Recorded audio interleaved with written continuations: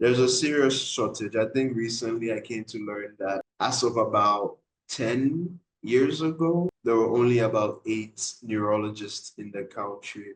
And then I'm shocked. currently we have, I think, just one for the entire northern sector. Public hospitals in Ghana have a bit of a bad rep, isn't it? Long waiting time, poor service, not enough equipment, the cash and carry system that still exists in some places. And as a doctor, do you empathize with the people who say, yes, the system is broken? Or are you more so on the other side thinking, please give us more grace? Oh, first thing I want to say is I think healthcare is kind of broken worldwide. So there's this certain level of privilege that comes with being a medical doctor. Was that one of the factors that made you choose medicine because of the money and the security? I think it was one of the factors that made people recommend it for me, but personal choice, no. Now, having gone through it, I think it's an excellent perk or an excellent advantage. On your LinkedIn post, and you're pretty open about the hardships of your work. You spoke about dealing with grief. And in one Yeah. of your posts, you wrote that I thought I was tough. I thought my years of practice, though not many, had given me a heart of steel. Yesterday, I learned otherwise. I had to tell a young man he was going to die. I had to look him in the eye and say 3 months. Yeah. So my question was, how do you do it, Victor, to find the strength to announce bad news? Hello again, my name is Miriam. In this series, I sit down with Ghanaian professionals in various fields to discuss the realities of being a professional in Ghana, but more importantly, to confirm or burst some of the myths surrounding their profession. My guest today is a doctor. His name is Victor Amohe. So watch as he shares his career journey and his perspective of being a doctor in Ghana. Enjoy the conversation and see you at the end. Hello, Victor. Hello, Dr. Victor. How are you Hi, doing? I'm doing good. How are you doing? I'm doing good. You know what I'm saying, Dr. Victor, but the reality is for viewers that we are on first name terms. We are on friendly terms. So I will call you by name. Am I allowed to? You can go ahead. I have no problem with And I found out that we're around the same age. So that. Yeah. you know what? I'm gonna start this discussion slash interview with a few random questions. And I like to do that because I know that viewers who are watching this, yeah, they saw the title, they also saw a preview. So they think, you know what, she's gonna speak to a doctor straight into it. No, and I'm gonna start with random questions. So let's get into it, yeah. All So right. tell me, what's your favorite food? My favorite food. Wow, that's a great question. So it's gonna be, the Africans are gonna know what I'm talking about. If you're not African, I apologize. I love rice, normal white rice with contomere stew. Do you know what contomere stew is? You do? Oh, okay. All right. That's a thumbs up approval. And then I love fufu with palm nut soup. So those two are always kind of competing. Everybody loves jollof, so I don't want to say jollof, but then fufu, palm nut soup, rice, contour stew. Those are my two favorite. Rice and contour should you add like boiled egg to it? I feel like it's not complete without You boiled are egg. If you add boiled egg to it, then you've perfected it. It's the Right? best. Right? Yes. Yes. Without it, it feels a bit empty. I know that people, oh, Ghanaians like eggs too much, but please hear us I out. don't know where that thing came from. And I just want to say it's not, it might be a little true, but it's not all the way true. And It's not eggs all aren't bad in the first place, so whatever. right, right. Yeah, Tell them, Victor, tell them. yeah. Who's your favorite Ghanaian artist? Tell me. Who's my favorite Ghanaian artist? Ew, okay, so you're gonna get me there. I have not listened to local music for a long time, That's okay. so I don't have a favorite artist, unfortunately. Really? Like a favorite Ghanaian artist? No, no, no, no, no. Most of my It music doesn't that I have to listen, be Ghanaian. sure, most of the music that I listen to nowadays is gospel music, and most of it is foreign music. So I like bands. So I like Okay. bands. Even when I wasn't listening to so much gospel, it was bands, and everybody knows Hillsong. They're classics of Yeah. songs. Jesus Yeah, culture as well, I guess. I don't know if you. Jesus culture. Yes, you know it. Yeah. Yeah. Okay. What's your favorite book? My favorite book. So I want to split it up because I have like favorite fiction books and I have favorite Okay. non-fiction books. Nice. So let me start with the non-fiction. Non-fiction, I could even split it up further. There are medical non-fiction books that I love.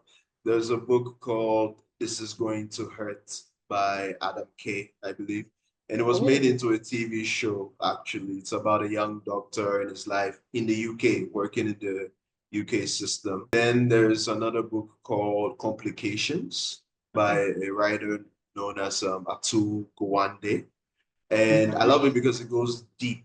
Like you get an understanding of medical practice, and it's not just about, fixing a problem. It's not just about healing a disease, but you're dealing with a human being.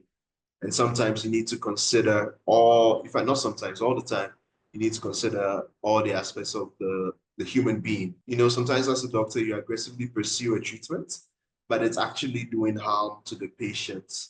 Because, the patient's losing a lot of money, they're having a lot of side effects, but your focus is on just healing the patient. And so that book kind of explored that aspect. Is that a fiction book? No, it's nonfiction. It's Oh, it's nonfiction. non-fiction. Tell me about your Yeah. fiction side. Fiction. All right. So I love reading fantasy. So I'm a fantasy book reader. Again, it's gonna be cliche, but I think the most popular fantasy novelist right now is Brandon Sanderson.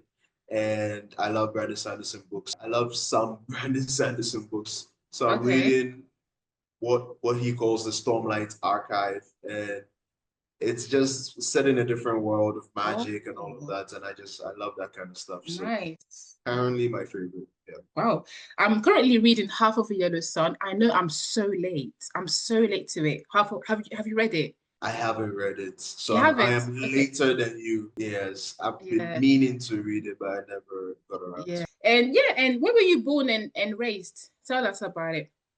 Where was I born? I was born in Ghana. I was born in Accra, and I was Okay. raised all over the place. But vast majority of my time was spent in Kumasi, which is the second largest city in Okay. Ghana. So all over the place, I've spent some time in different towns in Ghana, but mostly Kumasi. And now you live where? Now I live in Ho, which is in the Volta region, around the eastern part of Ghana. Nice. Okay, we've gotten to know you a little bit. And now let's talk about the career side of things a little bit. Is it true, Victor, that the road to becoming a medical doctor is long, tiring, and tedious? Is it true? Or are people exaggerating when they say that and it's not that deep? Like, tell us all about it. Is it that hard? Yeah, it's hard, but there's a bit of exaggeration, but it's hard. You're gonna spend a large amount of your life learning if you decide to be a doctor. You're gonna be learning when everybody else is kind of like pursuing career, getting a little bit better, you're still gonna be learning. When you become a specialist, you're still gonna be learning. And you're always gonna be tested. And so there's that continuous learning, which people love, which I love, but can be tedious sometimes. It can be tedious, you've read on something, you've read it so much, and all of a sudden you find out that like there are even deeper depths to it. But I do say it's exaggerated a bit because it's possible to have a life when you're a doctor. It's possible to have a life when you're in medical school. It doesn't have to consume you totally. Okay. It's true So that there is it's this hard, it's but true that there is this idea that medical doctors don't have a life. But a lot of people tend to think that, oh, if you're a medical doctor, it's like you don't have time to have a social life. And you're telling me that it's hard, but you can still have a life. yeah, it's possible. You have to plan it. Yeah, you have to plan it out. Yeah. At certain stages, it might be difficult. So maybe when you first graduate and you're starting out, it's going to be difficult. Those first few years will be tough because you're new to it, and because when you're new, when you're the youngest person, you kind of have a lot of the scat. We call it scat work. You have a lot of the running around to do, but it gets better as you get deeper into it and you learn how to figure out your own time. Yeah. So you should have a life. You shouldn't let your work consume you. Yeah. I read a little bit about the steps to becoming a medical doctor, and I will share with you my findings, and you tell me if it sounds similar to what you went through. Yeah. The Sure. first thing that you should or you should do, is to get strong grades in specific subjects. In senior high school, then you have to get the correct qualifications that would then allow you to enter a medical school where admission is very competitive. And then at the medical school, you would usually study for 6 years. In your case, you entered KNUST, you studied medicine and human biology. And I found out also that you entered university the same time as I did in 2013. The only difference is that I left in 2016, but you were still in school in 2019. But what? Sorry, I shouldn't laugh. Oh, laugh, feel free. So you stayed in school, at university for 6 years, but whilst in medical school, you also do rotations in various hospitals and exams and stuff. After graduation, you would then have to apply for jobs. A lot of medical graduates apply on the Ministry of Health website, and then they get posted in different hospitals. Now, for the first 2 years of employment, the junior doctor works as a house officer. You're still a doctor, usual duties, but you practice under supervision, sort of like an internship, I would say. So after the 2 years of housemanship, you're a medical officer and you're free to work at whichever hospital. However, if you choose to specialize in a specific area of medicine like you need to apply and go through another 1 to 3 to 5 years of training in that specialty. And that's what it means to be a resident doctor. And then following those 3 years or 5 years or so, you become a specialist. Does that sound similar to what you're going through? And if not, tell me what I missed. I think you got it all. I'm actually very impressed because you highlighted every single point. The only things I would say is that, when you become a medical officer, the freedom is there, but you'll be signing contracts. So that's it. You're free. I forgot to even ask you, I know we all know you're a medical doctor, but tell us about whether you're a resident doctor. Where are you right now? Tell us about it. So right now I'm a resident. I'm in specialty training. So I'm training to become an internal medicine specialist. First year. First out of 3. So there's a total of 3 years. I'm in my first year. Okay, you're in your first year of residency. So you're a resident doctor specializing in internal medicine. It's interesting what you say, because specialty, I feel, is a tricky topic, tricky subject among medical students. And I'll tell you why. First of all, in Ghana, there's a shortage of specialists in specific areas of medicine. There's no two way about it. There's a shortage of specialists. And I mean, even the Orthopedic Association of Ghana, they've never really been quiet about, I don't know if you know, but they've never been quiet about their worries concerning the lack of orthopedic surgeons in Ghana. And even according to the GBC website, there's fewer than 100 specialists in orthopedics in Ghana, which is so few. When you think about I think there's fewer than 100 in a lot of specialties, not just orthopedic. Right. Even if you take like internal medicine, there will be more than 100 internal medicine specialists. But you go through internal medicine to become another, like a subspecialist in like cardiology, gastroenterology, neurology. And those ones I don't think there's any of them that has more than 100. I don't think there's any of them that has 80. So the most would be cardiologists. I don't know how many they are, but it doesn't get up to 100. So there's a serious shortage. I think recently I came to learn that as of about 10 years ago, there were only about 8 neurologists in the country. And then currently we have, I think, just 1 for the entire northern sector of the country. So it's really bad. But it's so few when you think about the 30 million over people that live in Ghana. And when I started, I said that this is a tricky topic among medical students based on what I've seen, because I went on Reddit and I went to the doctors community on Reddit. Yeah, that's where people ask questions and doctors can kind of ask each other questions and stuff. Yeah. One question that often comes up is, help me to choose my specialty! Exclamation mark, exclamation mark, exclamation mark. I don't know what specialty to take. Exclamation mark, exclamation mark, exclamation mark. And on YouTube, there's even a doctor YouTuber who said that people should stop asking medical students what specialty they want to get into. They are just trying to survive medical school. So I feel for the students, because at the same time, Ghana has a shortage of specialists. But what do you do if your heart is not drawn to a specific area of medicine? You were drawn to internal medicine, but not every medical student has that. Do you feel this complexity as a doctor? Do you see it that people are confused and don't really know what to do in regards to this? Yeah. So I talked to a lot of medical students, and yes, it's normal. I mean, there's so many options. You can get a paralysis of choice, and then it kind of is gonna affect the rest of your life. You would feel like it feels like a heavy decision, a heavy choice to make. But I do think you should think about it early because it will help you determine your steps better. You don't have to make the decision early, but you should think about it early. That's my opinion. Do I like doing this versus this? Do I even want to stay in a hospital? You might not want to stay in a hospital. There's nothing wrong with that. You might want to move out of medicine. You might want to do something else. You might want to do research. It doesn't matter. But I think you should start thinking about it early. And also because when you start thinking about it early in medical school, it's easy for you, or it's easier for you to find people who are ahead of you doing what you want to do, and they can mentor you so you can avoid all sorts of potholes along the way. Yeah, and you, what was the reason for doing internal medicine? What was the motivation Yeah. behind your choice? So internal medicine is kind of like solving puzzles.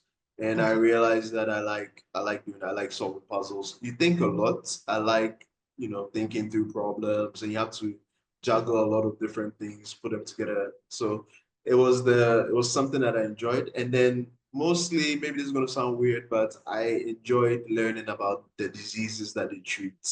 Like surgical conditions never excited me. I would read them, I would study them to pass, but I was never excited about it. So just to go back to that specialty conversation, do you think that Ghanaian medical students should always think about what specialty they should get into? Like just doing general medicine is not enough, you think? I wish you would specialize because we need more specialists worldwide, not just in Yeah. Ghana. But you don't have to. It's your life. I know someone who's a doctor and he's into technology, like medical technology.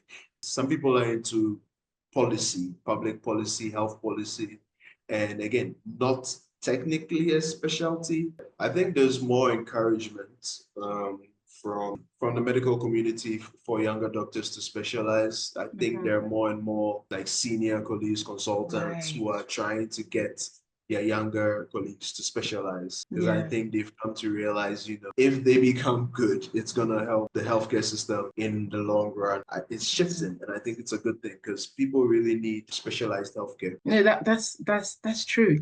And let's go back to your childhood a little bit. As a boy, I have this cliche of the little boy who's like, when I grow up, I want to be a doctor. Were you Uh-huh. like this? Were you like this?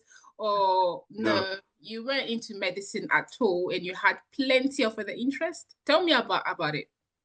Um, so I mean, I wanted to be an engineer, but I didn't know much about engineering. I just thought it was cool. And if you had asked me at a certain point in my life, I would have been like, I want to be a robotics engineer. Why? Because I thought robots were cool. That's it. Like, so I wanted to be a robotic engineer. And then at one stage, I said I wanted to be an accountant. And again, why? I'm not sure why, but I liked math. In accounting, is a lot of math. Medicine kind of came later on when I realized I was a little bit scatterbrained. I talked to a few people and then they helped me, focus on that. I do want to say something, and it might rub a few people the wrong way. I No, it don't won't. If think this is your platform, feel free. I think medicine is a calling for some people. I think it's not for most people. And I think there's nothing wrong with that. I think if you treat medicine like your job, which you do with your full energy, with your full passion, your full enthusiasm, but it's a job, it's not like your calling, it's Hmm. perfectly fine. Okay. So Why, there are why did people, you say that it would rub people the wrong way? well, no, because there are some people who talk about it like it's this, well, it's this thing that, it should consume you. You should be consumed by medicine. It should be your drive. It should be your goal. It should be your focus. It should be your passion. And I'm like, well, no, it's my job. And as a good person, as a good human being, I'm going to strive to be good at my job. I'm going to strive to be good for my patients. But it shouldn't consume. It shouldn't be the only thing that defines me. I shouldn't be doing medicine because it's the only thing on this planet Earth that I want to do. If that is the case for somebody, then awesome, good for you. But I think for the vast majority of people, it isn't. And it might be causing some younger people to become a little bit disillusioned because the work is hard and they're doing the work, they're realizing I'm not really like motivated to do this. Like, and people are saying that medicine should be my calling, should be my life, should be my this. So if I'm not feeling like this, then maybe I should just quit. And it's like, no, it's your job. You know, everybody kind of has issues at some point with their job. And so it's not abnormal if you have it, and you should talk to somebody to help you get through it and figure out a way. But medicine's a job. Don't let it consume you. For you, what made you want to get into medicine then? What is it about medicine? Because now you're saying that it wasn't a passion for you. So what is it about medicine that made you want to get into it then? Yeah. So it's learning new information and getting to help people. That's the summary of Okay. it. I love learning and I love combining that with helping people. I didn't enter medical school with a passion for medicine, but I've really enjoyed it. I really love it. I really love learning about it. I really love helping people. I was telling two of my juniors just yesterday, we had a patient who was doing terribly when he came, and we did so much for him, and he was doing so perfectly well. And I told him to save it a moment because, like, you've helped this guy who couldn't breathe when he came, and now he can breathe. And so I love helping people. Medicine gives me the ability to do that every day. And then I love learning new information. There's always something new to learn. I want to also jump into what you said earlier because I haven't forgotten. And I think I know what you're trying to say. It's like for a lot of people, there's this idea of a medical doctor should have this mindset of I want to save people and I want to be the hero and I want to save everyone. But what you're saying is that, of course, you want to help people, but for you is the learning aspect that attracted you. It's not this idea of wanting to be a hero and wanting to save the world. Am I correct? Yeah. So there is something inside of me that kind of wants to save the world, but it's not through medicine. I want to try and save the world through education, which would include medical education. But yes, the main thing is that it's learning new information and then using that information to help people.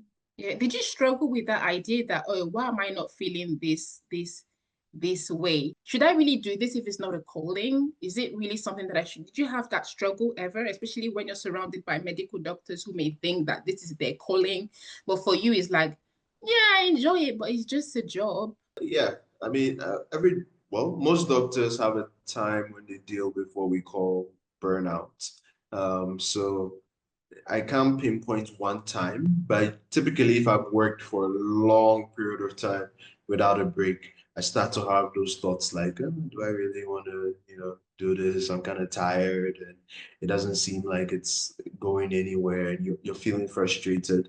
What I've learned is that I've learned to realize it early and then take a break, maybe take a leave, and it refreshes me, and then I'm able to come back. So yes, I've had periods of time like that, but typically after a break, I'm able to reset myself. So being a medical doctor, I think, is one of the most reputable jobs. And that goes for a lot of essential services job, not because being a doctor is above anything else, but it just goes a lot for a lot of essential services job. It's commendable. People commend you for what you do unless you mess up, quote unquote.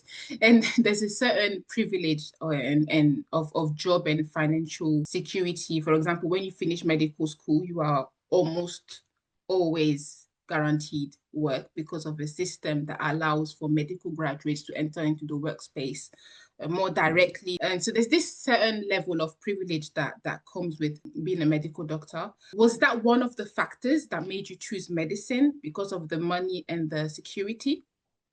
No, I think it was one of the factors that made people recommend it for me, but personal choice, no. Now, having gone through it, I think it's an excellent perk or an excellent advantage to being a doctor, but it wasn't something that for me was a driving force. Who No. recommended you to venture into medicine?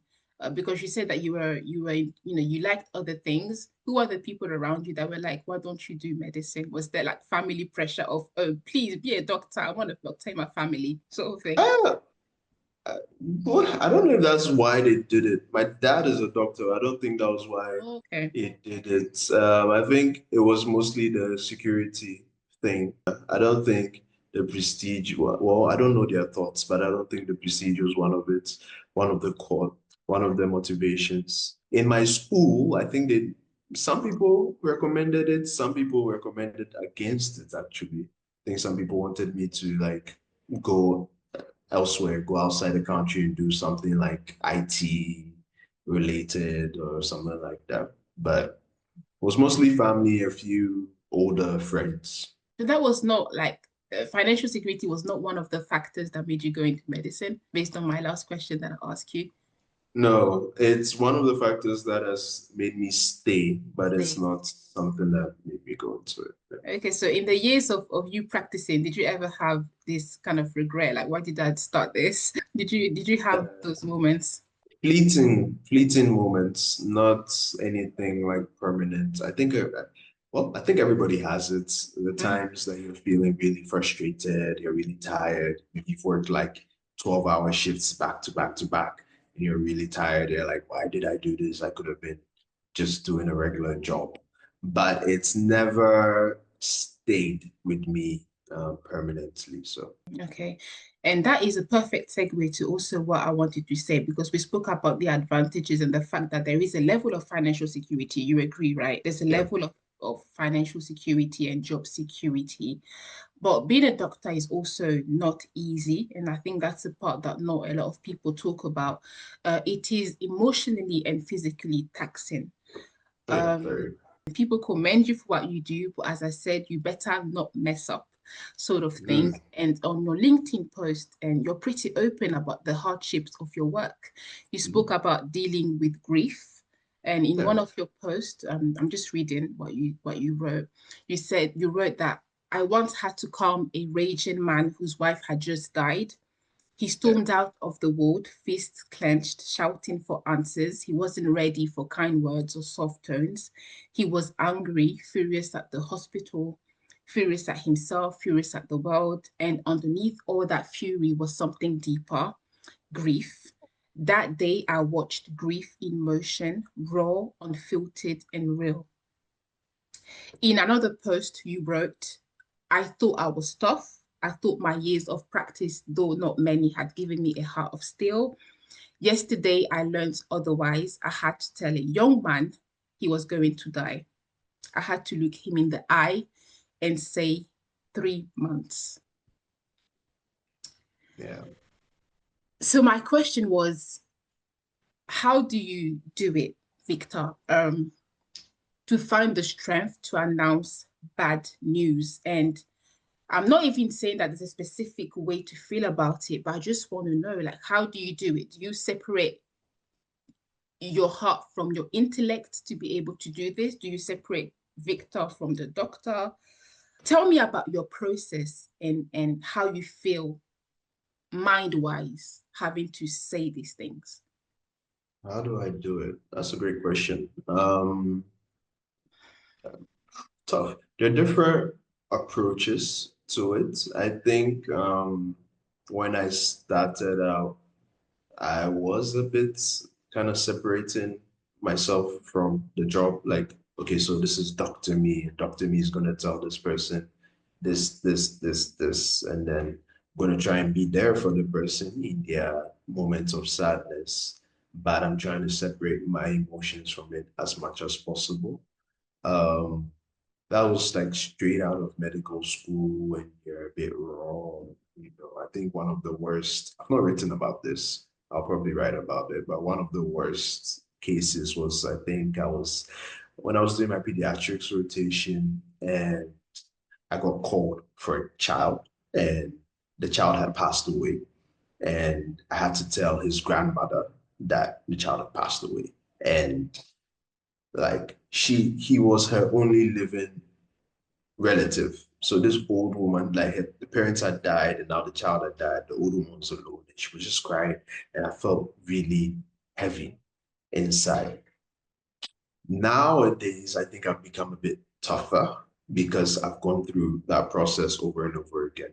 So I don't separate myself. It's part of the process. And I realize that the patient in that moment needs you to be present, needs you to be a listening ear, needs you to be empathetic, needs you to speak clearly to help them to understand what is going on, you know. And so I don't separate myself from it.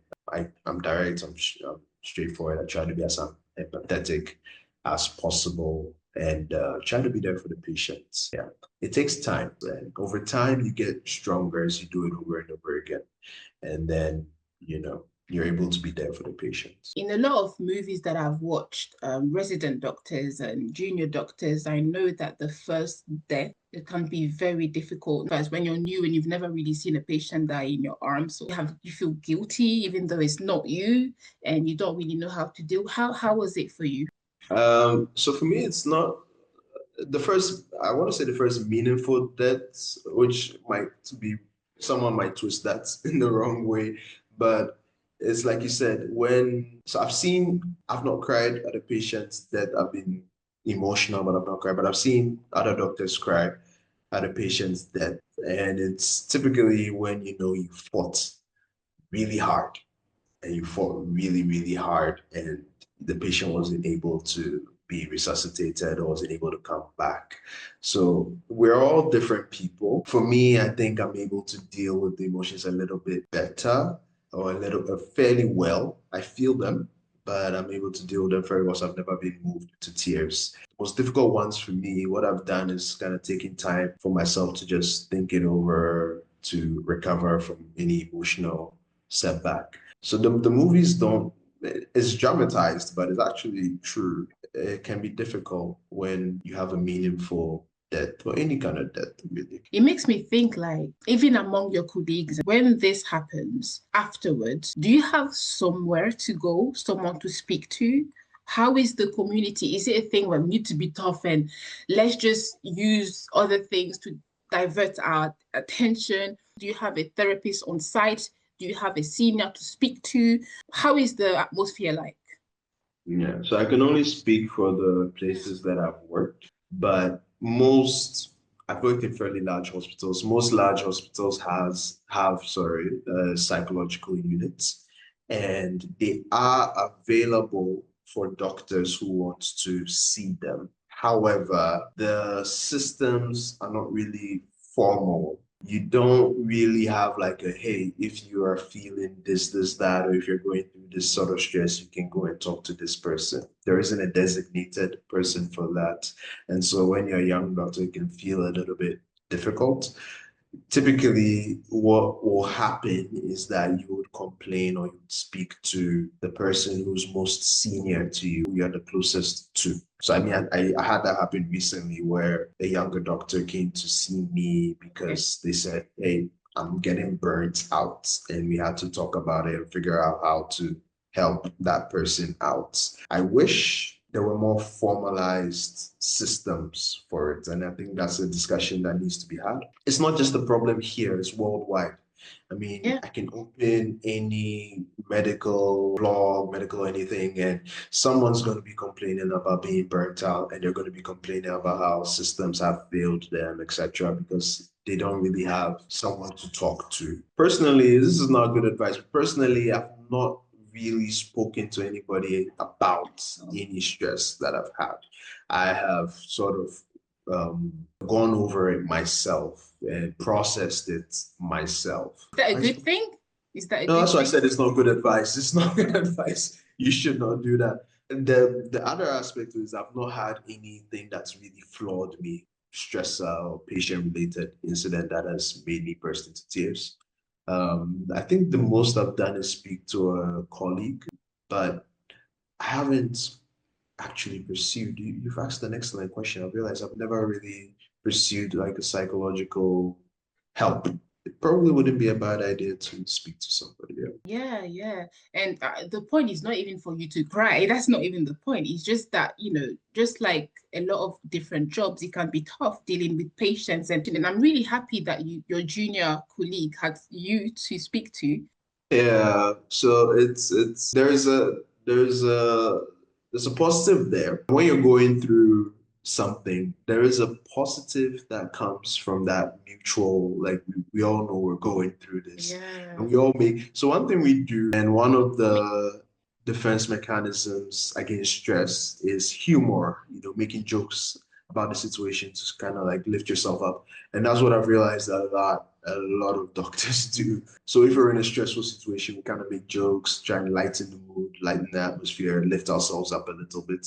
And so typically that's what happens among colleagues, especially junior colleagues, is help us feel not so Yeah. distressed. Yeah. Yeah, like after something bad happened, you just gather, you just make jokes about something that has nothing to do with this in order to, and to be honest, the doctors might not even realize that it could be as a result of what happened. It's just that Yeah, that I've seen it. I've seen it. I think my first or second year after graduation, we lost a patient, and then it's a sad situation. And about like an hour or two after, I realized people were making like jokes and we're trying to lighten the mood. I realized, oh, this is what is happening. We're having like a defense mechanism against the Mm, stress that we just experienced. We're trying to yeah. lighten the mood. What are the other things that you face as a doctor that you want to open up about that people may not really know? The behind the scenes stuff that, oh boy, I wasn't expecting that. So this is my setting, specific to my setting, it's a terrible lack of resources. We had an American doctor visit us not long ago, and when he was leaving, he was speaking to us, and he said that he was very happy about the experience. He's like, oh, he's really enjoyed his time here with us, blah blah blah. And then he said, "You guys are really resourceful." He's like, you guys are one, he said, you're excellent doctors, do well. And he said, you have really limited resources and you do so well with what you have. Wow. And it is true. We have very limited resources. And it's something that I think the general public should know because, more and more people are complaining about the healthcare system. A lot of it tends to fall on the doctors. And it's Mm. like maybe there are some responsibilities that doctors should take, but then the resources are really scarce. So it's one major challenge that I personally experience. You work at a public teaching, you work at a public hospital, isn't it? Yeah. Yeah, and it's so true what you said about the lack of resources. That's true. There's a lack of resources, and even from my personal experience, when my grandma was ill, my mom, who was born in Ghana and everything, but lives in France and traveled there, she went to the hospital and she was literally helping the doctors. She's a care assistant or something here, and she was literally helping them because of the lack of resources that they had. So she witnessed the lack of resources. She was actually troubled by it because she said they're taking care of my mom. That even is a perfect segue to what I was going to say. Like, God, public hospitals in Ghana have a bit of a bad rep, isn't it? Long waiting time, poor service, not enough equipment, the cash and carry system that still exists in some places. And even I wanted to ask you as a doctor, do you empathize with the people who say, yes, the system is broken? Or are you more so on the other side thinking, please give us more grace. We are just trying our best. Because you said that it always falls on doctors. Tell me about how you feel about this whole thing. That's a great question. So first thing I want to say is I think healthcare is kind of broken worldwide. From what I read, it's like everywhere in the world.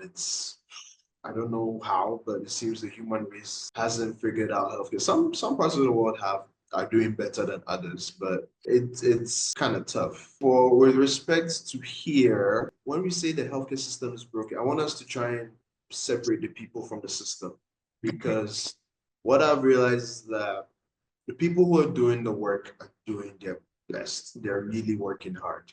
You mean People are doctors and doctors, nurses, pharmacists, your physiotherapists, dietitians, they're doing excellent work. They're doing fantastic work based with what we have.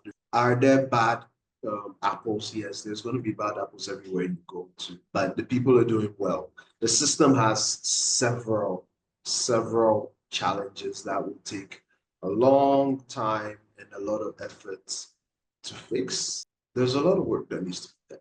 So in Ghana right now, the reason that I say, let me come back to what I said about it falling about doctors is that I was working in a hospital that had an elevator and the lift got spoiled, so it wasn't working. And then someone came to me and was like, Doctor, why is your lift not working? And I'm like, why are you asking me why the lift is not working? And this was somebody who should know better. I'm not going to go into who it was, but it was somebody in government. He came to ask me why the lift is not working. I'm like, why are you asking me why the lift is not working? And so it's a problem where a lot of challenges in the hospital fall on like the blame falls on the doctors. Meanwhile, the doctors, they're mostly for the clinical work.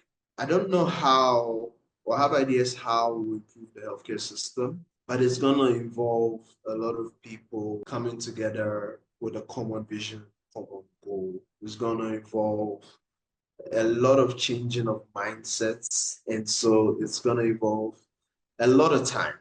And I think what I'm happy about is that I think the current generation has done excellent well. They've done well with what they had. I think I'm seeing a lot of people in the current generation of doctors, again, worldwide, but also here in Ghana, who really have this drive to make things better, who really have these ideas. So I do envision it improving over time. But yes, please give us more grace, and when there's an issue, find out who should be solving that issue. Not every issue that's happening in the hospital is because of the doctor or because of a nurse or because of a pharmacist. Let's try and think things through properly. Basically, in your words, we should give more grace to doctors in public hospitals. Yeah. But I can imagine, the person who's watching me saying, "Oh, but they don't have patience for me." They don't have Oh patience. yeah. As a patient, you also have your rights. Yeah. If you're seeing a doctor, they Mhm. should be patient with you. You should not be shouted at. You should not be taken for granted. Right. And so, if you're in a situation where you feel like that's happening, you are well within your rights to speak up. I'm just asking for for you to also have an understanding. I'm curious to know, Victor, what type of doctor are you? What's your style? I've encountered different doctors as a patient. I've encountered the ones that just want to get their facts out. You get in Okay. within 10 minutes, you're out. You don't even feel like you've seen a doctor because it was so quick. And then I've encountered a doctor that is patient. That one, oh gosh, he's even asking you about your life. Well, what did you do yesterday? Okay, that's maybe UK style. They really have time. What's your type of what's your doctoring style? I think I'm more patient. I'm a little bit of both. I'm patient. I want to understand the person who's in front of me as a person, not just as a disease. And I want to make sure you get all like the maximum healthcare, like as good healthcare. I'm an explaining doctor. I try as much as Good. possible to explain things to my patients. So I'm going to explain why I'm making this decision, what I think you have, what the treatment options are for you. But I'm pretty quick. I think I do all of that, but I do it pretty quick. And I didn't ask before, but I know that I guess that's a question that people will be curious about. In terms of salary, can you earn good money as a doctor? Or is that a Yeah. Yeah, good money is relative to who you're talking to. So some people want to be billionaires, and that's good money for them. Some people want to be a millionaire. If you're a doctor, you can live a good life, a comfortable life. If you want to go beyond, there's room for that. There are ways you can go beyond. So you will not you will not become a billionaire just by being a doctor alone. It's possible to become a millionaire, but if you work outside the country. But I think what I would say, you make decent money. It's good money. You should be able to live a decent life, take care of a good family, send your kids to school, do all the bare minimum. You will not be filthy rich with medicine just alone, unless you're smart and unless you have good mentorship directing you. And in your case, let's say I can ask you because you're no more a senior house officer or junior house officer. As a senior house officer, were you making at least 7K a month? CDs, Ghana CDs a month? Is that too much? Is that too little? What's the range? When I was also, so I don't think I was making that much. I think they Like may be 5K. You making, were making like yeah, it 5K. was about five. I think they Wow. make, I don't know how much they make now. I don't know, I've not asked any of them now, but it would be around the five. It would be more than that, but it would be higher than the 5K. So 6K, So around 6K a month, something like around, that. yeah. I don't know how much they make though. I think what's important for people to know is that the more you go up the rank, the more money you make. Yeah. Would you say 10,000 Ghana cedis a month is you can earn that as a medical officer, or do you need to get to becoming a consultant? You can earn that as a medical officer. What does it depend on? Where you live? Where you work and then what work you do. It's possible. I thought you would say less because I've read some disastrous stories about of medical doctors earning less than that. Yeah, but right now, as a medical doctor, you don't regret it. You don't look at the work that you do and think, is that how much I'm earning? Like, what the heck is that? You're not thinking that. No. Well, that's great. That's great. I'm happy to hear because we've heard so many bad stories. In terms of working in Ghana and everything, if you had the choice, would you practice outside of Ghana or would you stay in Ghana? I wanted to leave at some point. I actually made moves to leave at some point, but Really? I had some challenges. Now I've decided to stay. I can't tell the future, so I don't know if I will stay in the long term. But I want to do as much as possible to help the system. So I want to help the Yeah. system as much as possible. There's a lot of stories of Ghanaians and leaving and saying that it's hard, that even as a PhD, it can be difficult to like, is it better to stay in Ghana and work for my people, or should I go and just make more money, quote unquote? Yeah. Well, I know people who have left and they're doing well and they're enjoying themselves. Money is better outside the country. I don't think there's an argument there. But, home is home. Yep. And so there's that. And then there's fulfillment, there's being surrounded by friends, family. So there's a lot of factors that can Right. make someone happy. But if it's just money, it's better outside. Like again, just to be blunt, it's better outside. Yeah, it's really sad. Like, people shouldn't have to go outside to earn what they're worth. What's your goal in the next 5 years? And so after becoming a specialist, do you want to also do more than that? Do you want to do research studies or do you just want to be a specialist and that's it? You don't want to get into the research? So it's gonna sound a little bit cliche once again, but the journey is more important than the destination, I That's think. true. So I would like to be on like a continuous journey. So when I become a specialist, I don't want to stop. Like, okay, I'm done. I'm going to sit in a consulting room and go to the ward for the next 40 years of my life. Like, no, no, no, no, no, no, no, no. You mentioned research. Yes, that's something I would want to do more of. I'm currently helping some of my seniors with research that they're doing. Teaching, yeah, I want to get into teaching. I want to explore different aspects of teaching. Digital health is something that I'm beginning to look at. I'm interested in because Cool. everybody has a phone. The phones are feeding people so much information, and so much of that information is misinformation. And I think it's an aspect of healthcare that can really be used. It's being used by a lot of people in a lot of cool ways. I'm working on the project that is using it to help track people's blood pressures. You can enter it on your phone and other things, so that's cool. So Yeah. like projects is what I want to do. I've made a decision that every year of my life I'm going to try and at least do 2 to 5 projects. I don't want to ever stay still. Yeah, the way you speak about learning, it definitely doesn't surprise me that you say that you definitely want to get into that aspect of things. It's not very surprising. And now let's speak about your personal projects because we spoke about the doctor aspect of it, but there's also your personal projects. You're more than a doctor, you're also a writer and you have a blog that I think you started last year where you write about your life as a doctor, but also different things. You're writing on your LinkedIn as well. I feel like 2025 is the year where you decided to venture into your other interests. So talk to me about your personal projects and what 2025 and 2024 means to you in terms of development and branching out. Thank you. That was a great introduction. I think you touched on everything.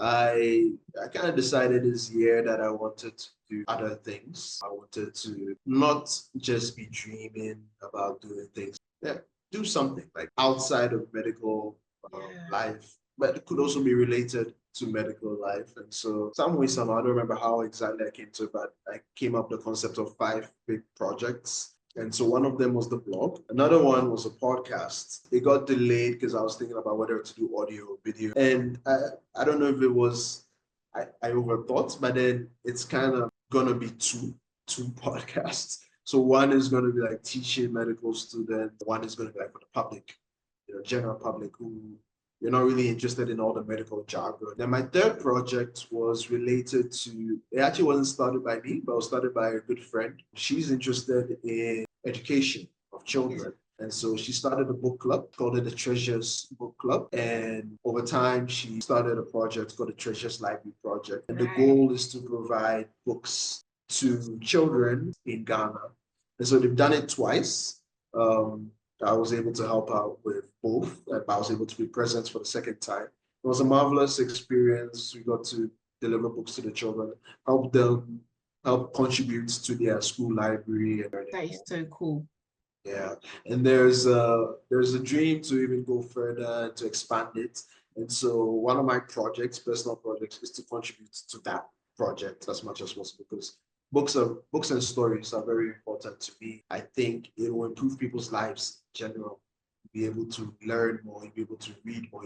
My fourth project was a blood donation drive. I'm planning it for the end of the month, the end of the year. Sorry. A blood Mostly donation, what? Sorry?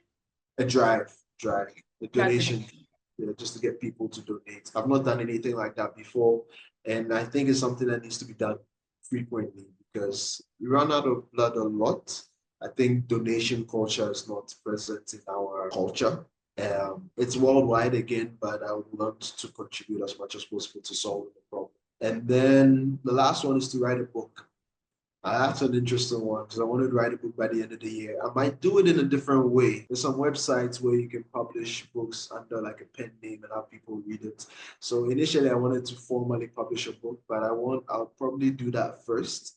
And then if I get good responses, I'll eventually publish formally or publish like traditionally. But I do want to say that I'm going to be launching a Substack newsletter very soon. A Substack newsletter. Where can people follow you? Your LinkedIn, all of these podcasts. The best place to follow me right now would be LinkedIn because anything I do, I'm going to be announcing it there. But if you just search Victor Mohe, find me. Follow me on LinkedIn. I'll follow you back and I'll love to connect. And I have to say, like, I'm a fan of storytelling, Victor. When I was young, the library was my safe place. I would go and read. And I absolutely love your writing. I'm a fan. I'm a fan of your of your I don't know. I think storytellers can recognize other storytellers. And I feel that when I read your things, like last time I was on your blog, and you know when you read things and you can have images in your mind. If you hadn't said the fact that you want to write a book, I would have told you. And even fiction books, I think you should get into it. Yeah, that's the plan. You should get into fiction books because you have the talent to, because of your writing, people can imagine things, right? You have the talent to make people imagine things. And so I would definitely encourage you to keep on writing. I think you have a talent for it, you have a gift for it. I think you do so many things that other people would definitely want you on their platform. Absolute fan of your writing, even just the medical stuff. Like I know nothing about it and I'm reading and it's super interesting. So I would encourage the viewers to follow you. Follow you on LinkedIn. And even for the podcast, I said that you had a radio voice, isn't it? So people will listen to your podcast. If you had any final words to tell the viewers who are watching you, this is your opportunity. Thank you for that opportunity. So I just want to, well, first of all, I want to say thank you for giving me this platform. I've really enjoyed this conversation. You're an excellent interviewer, and I know you're going to be doing greater and greater things. Yeah. To the viewers, I'm in a phase in my life where I want to encourage people as much as possible. So whoever you are, I want to encourage you. to give whatever you're doing, give your best to it. Seek help, seek a mentor, find somebody who can lead you, and give your best. There are going to be times when you're going to feel down. There are going to be times when it's not working. And it's not bad to take a break, but make sure you get back into it and give it your best. If you're a doctor, if you're a medical student, again, I want to encourage you, if you're a medical student or a doctor in Ghana, doing your best for the system, that's great. If you are a medical doctor in Ghana and you want to leave the country, I have zero problem with that. I think as much as possible, you can try to help when you're present, help the country, help us get a little bit better. But as much as possible, whatever thing you find your heart to do it, do it, do it well. And then follow me on LinkedIn. I'm going to be posting a lot of stuff and that I think will help a lot of people, particularly people in the healthcare space. So once again, thank you very much. Hey, thank you, Victor. Let's say bye to the viewers now. Bye. Thank you for your time. I appreciate it.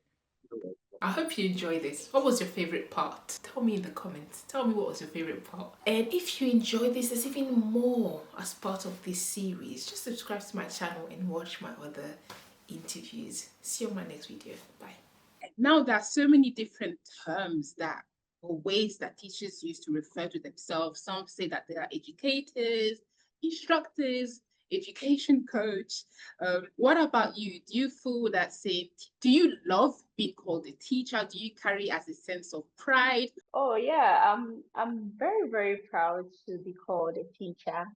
And I think the different terms most of these people use is because when we talk about teaching, teaching is imparting knowledge into somebody who knows nothing. You get it? So if I come to you and I'm imparting knowledge, the kind of knowledge I'm imparting, you may not have any idea about that. But recently, research has shown that teaching is done everywhere. So if I go to school and I meet somebody who is helping me to learn, that job is not referred to solely as teaching, but we can say facilitation. Yes, because we believe that the child coming to school has knowledge. Yes. So if the child comes to school and I'm teaching, I will use guided questions to guide the child to bring out his or her knowledge. So we call that one facilitation. So